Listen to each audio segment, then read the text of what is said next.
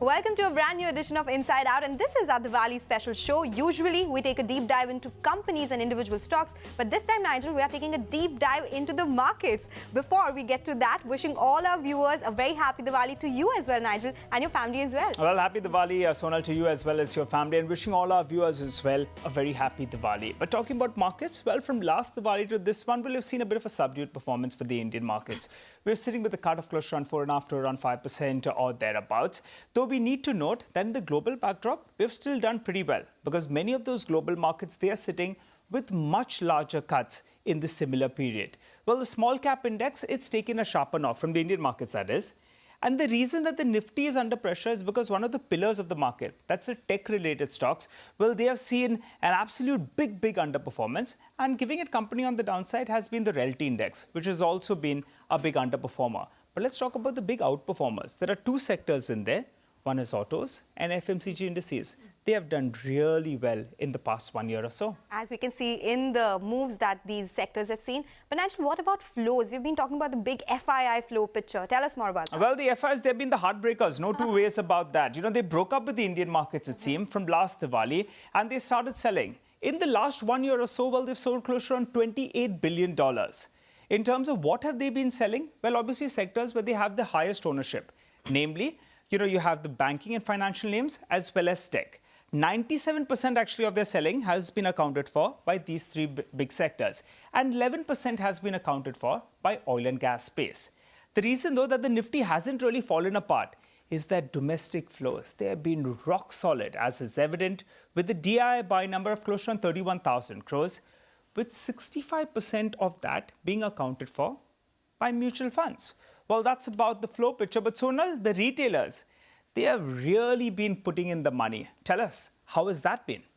Okay, Nigel. Well, I actually looked at a longer time frame. So 3 sets of data. How is the shareholding across NSE-listed companies in the last 2 years? Let's look at DIIs. It includes domestic mutual funds, insurance companies, banks, financial institutions, pension funds, and it was at 14.35% in June 2020. But since then, it has been coming down. The lowest level seen at 13.13% last year in September, and then started moving up to the levels of 14.06%. So basically, it has been stable. But now, let's look at the HNIs and retail participation. Retail, that is individuals with up to 2 lakh investment. But first, HNIs. From 1.84% in June 2020, it has been consistently moving up. So the percentage held by HNIs across all NSE-listed companies over quarters has risen to 2.12%, 2.21%, but it has slightly come off from those levels to 2.08%. Now, let's talk about the winner here. That is really the retail investors. So they held around 6.74% in the NSE-listed companies, inched higher to the 7% mark in just the next quarter, and it has been able to hold on to those levels. And now in June 2022, the shareholding is at 7.33%, and this has been increasing since. So the last known number is 7.4%. Interestingly, on the domestic front, the share of retail investor in companies listed on NSE is almost the same as the share of domestic mutual funds. The other way to look at it is the SIP flows. Look at it in September, almost at 13,000 crore rupees, and this has been the highest, at least if we look from last Diwali to this Diwali. Last November, SIP flows were around 11,005 crore rupees, which gradually increased, hit the 12,300 crore mark in March, and then saw some decline. But then it has been around the 12,000 mark for a long time, and in September, it is at 13,000 crore rupees. And the increase in retail participation can also be witnessed in the way demat accounts have increased. We've spoken about it often, but it's almost a 5 times increase from the pandemic levels at 10.25 crore rupees. So this Diwali, bigger pataka is definitely the retail investor. But Nigel, that is about the retail flows. A lot of themes that worked, right? You want to highlight them as well. Which are those? Well, few themes that did play out in the past year include paper, as it was part of the unlock trade as people went back to school, went back to work as well post the lockdown. Paper prices, they remain elevated, and better products mix, well, that's what kept a lot of these stock prices elevated. The China plus one, Europe plus one theme as well has kept chemical stocks in business. And finally, occupancy levels have increased. The average revenue rate per room, well, that as well surged as vacations and staycations, well, they picked up steam as well. But Sonal, those are the themes that worked in the past year. What about in the coming year? What does the street believe? Which themes can work? Well, there are some sectors, Nigel, which are expected to see strength in the next Samvat as well. Let's start with the one expected to be in the fast lane, autos, where strength is to be driven by the CV space in particular, where CV cycle is expected to maintain its momentum and volumes after hitting pre-pandemic levels that is expected in FY23. Remember, even September car sales came in at an all-time high. The next one, which we all like to do, is travel and eat. This gained momentum in how post-COVID. The average revenue per room for some big names saw a big increase versus pre-COVID levels. For Taj, it was up 22%, Lemon Tree up 20%, Ginger up 34%. Even for QSRs, Jubilant Foods revenues and EBITDA high by more than 30% versus pre-COVID levels, and even Westlife saw 41% increase versus revenues and 77% for EBITDA. What's working for them? Well, they have newer avenues of revenue, and at the same time, they have changed cost structures, which is helping profits. Consumer habits of traveling have only gained momentum. This, of course, has some risks, increasing competition and inflation impacting demand. Now, after Gaadi, Khana and Ghumna, let's talk about defense. The stocks have done phenomenally well, and the opportunity size of 9 lakh crore rupees over the next 10 years could ensure that outperformance continues. How is this expenditure split? Well, naval capex is expected at 4.5 lakh crore rupees, so this size is huge, and the Atmanirbhar push is putting a lot of focus on this sector. BFSI. This is one sector many market participants are betting on. The improved outlook in economic conditions and pickup in credit growth. Definitely something everyone is watching out for, Nigel. Well, thanks a lot for that, Sonal. But let's get to that part of the show there where we invite two very, very special guests who are joining in. Mr. Basant Maheshwari, Auto and Portfolio Manager, BM Wealth Advisors, and Viraj Mehta, MD PMS Equirs, who join us on the show. Hi, Basant. Thanks so much for joining in, in the studio, as well as Viraj. Thanks so much for joining in. Well, we've got to listen to your big themes that you want to give us for the next year or so. Basant, you go first. I believe mid-cap cement is something that you like, particularly the ones that are trading at a sharp discount to replacement cost. $50 per ton. There are few companies in there. What do you have for us? I mean, if you put up a fresh plant, no one knows cement better than you in the journalism industry, Nigel. So if you put up a fresh plant, it takes $100, $120. You want to buy a cement plant, you have to pay $164, 164 being the specific number. But these companies are trading at 50. So just take 2 seconds and put a mathematical flavor to the entire thing. If you are making an ROE of 15-20% on $164, because that's what somebody's written a check for, it comes to about $30, right? If you got a smaller cement plant, you don't sell cement at half the price. You sell cement at a certain discount. So if you're making $30 for a large cement plant, and the smaller ones are available at 40 and 50, this math doesn't add up. So this has to go up sooner or later. I've got very few companies in there that trade at around $50 per ton. There's Orient Cement in there. There's a Sagar Cement in there. Yeah. Give us a rough number. Are we zeroing in on the correct ones? No, I don't know, but anything below 50 is good enough. Okay. Any company trading at below $50 EV per ton is good enough. Yeah. So some of these names would definitely fall in the list, right, Basant? Okay, so let me go across to Viraj as well. Since we are talking cement, the next thing we can talk about, of course, is real estate. These two are connected. Viraj, some of your top picks are also in the real estate space, proxy to real estate. Tell us more about that, because we've been talking about real estate being in that up cycle. Do you expect it to continue since the interest rates have been rising, and at some point in time, home demand won't be as much? What are your thoughts here? So thanks a lot, first of all, and happy Samvat to you and all your viewers. So how we think about real estate is a very, very localized market. And some of the pockets where we are looking is places like Pune and Bangalore, where salaries of some of the affordable or middle class families have gone up significantly. And till we see retrenchment in that segment, the change in salaries have permanently happened. Now, growth from here might be difficult to grow in salaries, but that permanent change in salary, which has happened once, will lead and continue to lead real estate growth in those cities. And which is why I think we need to be far more pocket specific. We need to be far more theme specific in terms of which companies or which real estate companies are we looking at. Okay, and that would be for you? So for us, we own a small company known as Kolte Patil, who is one of the largest developers in Pune and who is a small developer in Bombay. And demand for them will continue to do well, and they will have large segments of launches over next 2 years. We are expecting them to launch between 6,000 and 8,000 crores of new projects over next 2 years. which will lead to significant pre-sales and re-rating for this company. And today you can buy the whole company for less than 2,700 odd crores. All right. So, Viraj, I believe that on the real estate play, you're looking at two out there. One is Kolte Patil that you mentioned, and the indirect play would be Polycap. So, we've noted down your views. But, Basant, coming back to you then, you know, IT and mid-cap IT and large-cap IT, there are a lot of debate out there. You know, many people think that mid-cap IT ran ahead of itself. But you're saying two of these mid-cap companies, they're coming together and they're going to be larger. So, you rather play that theme. Tell us more about that. See, I think the large cap IT sets the ceiling for valuation, and the mid cap IT generates the EPS growth. So you could always say that a mid cap can never trade at a higher valuation to a large cap. But when the large cap is growing at 8%, buying back equity, and the mid cap is growing at 20%, you'd rather go and look at the mid cap. So here I can tell you, in our small case, we own Mindtree, so which is a mid cap, trying to almost a large cap now once they get merged. I think, look at the results. The results are good enough. But then you'll say there's recession in US and there would be recession for 2 more quarters and 3 more quarters. As long as this recession doesn't turn into a depression, I think all these companies are going to recover well. And that's the proper way of looking at it. There's nothing in the result, there's nothing in the commentary. So one management can be lying, two could be lying, but all IT companies, no one said that the roof is falling on their head. So I think you should go with what they are saying. Okay. So that is about your mid-cap IT pick. Viraj, let me come to you. And this is my favorite topic as well, snacking, which is one of your top picks as well. We are in the Diwali season, so let's talk about snacking, because that is something where the market is bullish. So what is your pick in that case, and why? What's making you so optimistic here? So if you look at the snacking industry, it can essentially be divided into two segments. One is in-home consumption, which is namkeen. One is out-of-home consumption.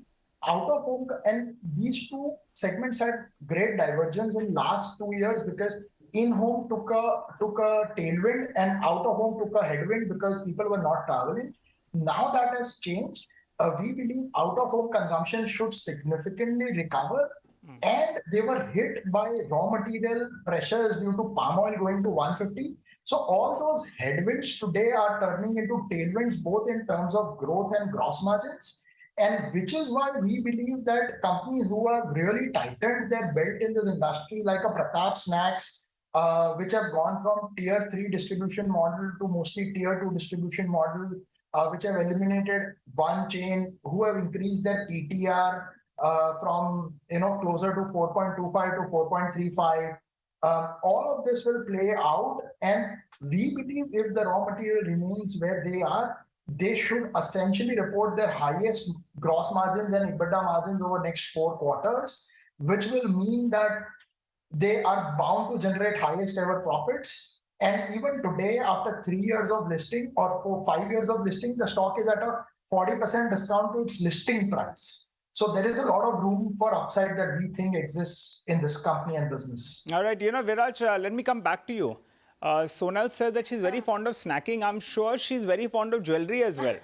Now we'll have to find out whether or not she gets some. But I believe you have a theme from there as well. But it's not the, the Titans, the Kalyan jewelers that we normally talk about. Tell us more about the company. So we own, and the disclosure here is that we own all the companies we discussed, and we own a large company known as Thangamel Jewelry. They are one of the largest retailers of gold jewelry in South India. They own 52 stores there, but they are not in Chennai. They are in tier 2 and tier 3 towns. So they are one of the largest in Madurai, Coimbatore, Dindigul, and people from Tamil Nadu know that brand. The company is growing from essentially 1,500 crore revenue 2 years back. They should end this year between 2,800 crores to 3,000 crores. And more importantly, they are improving their product mix with better diamond-studded jewelry and silver jewelry. They're one of the highest inventory turnover. They've hired one of the best consultants, Goldratt, which were consultants even for Titan. And with the market share that these guys are gaining from the unorganized industry due to mandatory hallmarking, we believe there is a long runway of growth for this segment. And considering some of the peers who trade between 2 times sales to 8 times sales, depending on which listed peer are you looking at, this guy is available even today at less than 0.7 times sales. So there is both runway of growth in top line and earnings and in PE rating. Okay. Okay, I hope the message is received by the person who has to buy me jewelry, but we'll just slip into a short break now. We'll discuss more themes for the new Samvat on the other side. Stay tuned.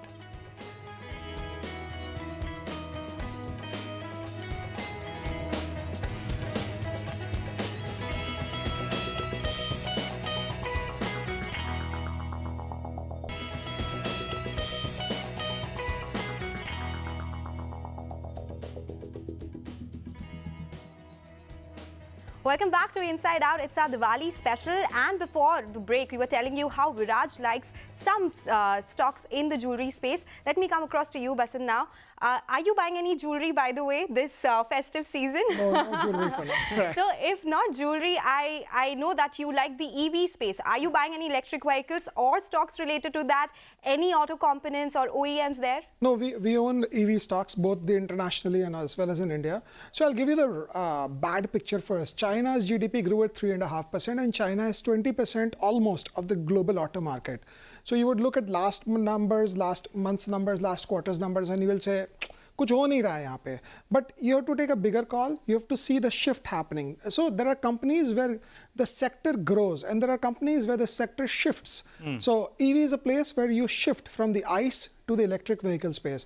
So that's a proper way of looking at it. There are plenty of newcomers in the Indian space like M&M and who've just started off the block. So I wouldn't like to bet on them. I would like to bet on an international player, which is an Indian company, because they have their model tested globally also. And see, when I pay 40, 50 lakhs for a car or 20, 30 lakhs for a car, I want a name also to go with it. So I think that's the proper way of looking at it. You want to give us what you'll hold, in investor portfolio or in one of your funds? No, it's known. I mean, the international player from India, it's known who owns a company in Europe. And I mean, you look at the China figures every month as if that's the only make or break for the company. But over a period of 2, 3, 4 years, these monthly numbers mean nothing. I'll just like to add one thing.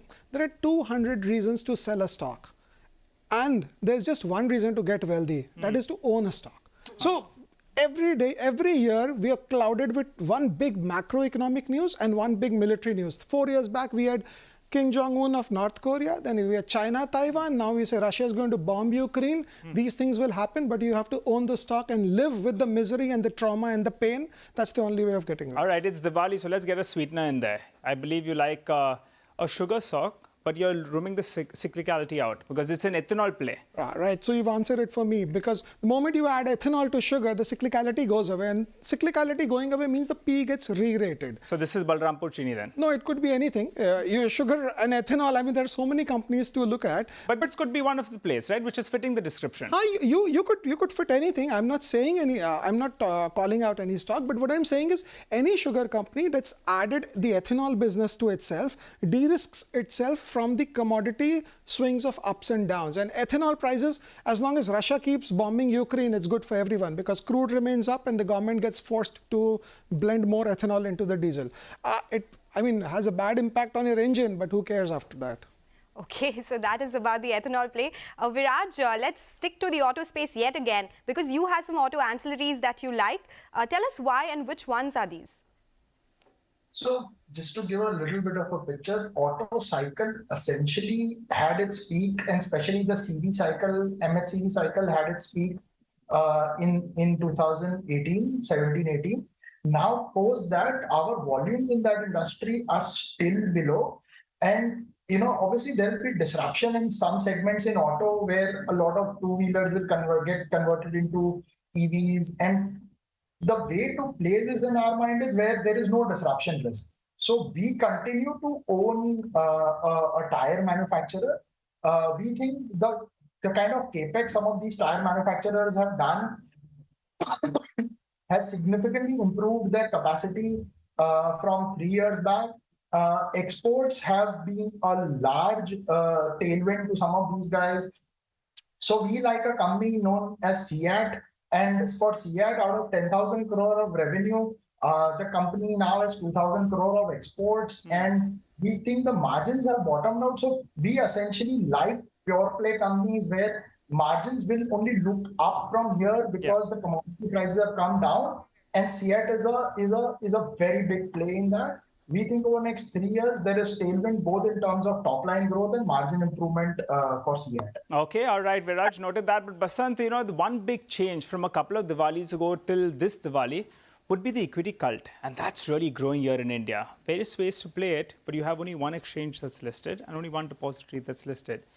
What's your take? I mean, you like this theme. How do you play it? So first, my two observations on the exchange, which is BSE, we don't own, so I can openly tell you.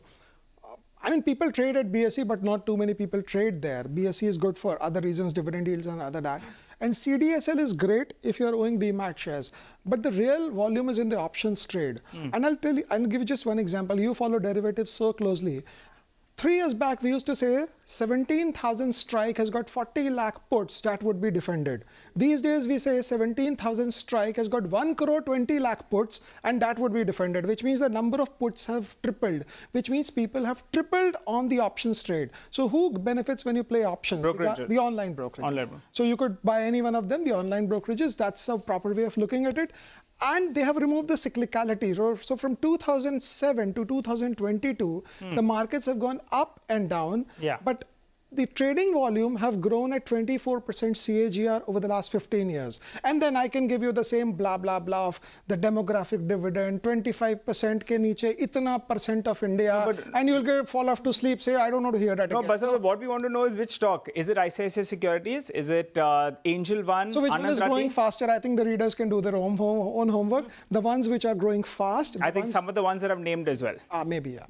Okay, that is some food for thought for our viewers. You have to guess that. But Basant and Viraj, it has been a pleasure. Thank you so much for joining us and taking a deep dive in the themes that both of you like. But for now, we have run out of time on this episode of Inside Out. It's a goodbye from Nigel and I. Well, thanks a lot for watching and wishing you a prosperous and profitable Samvat 2029.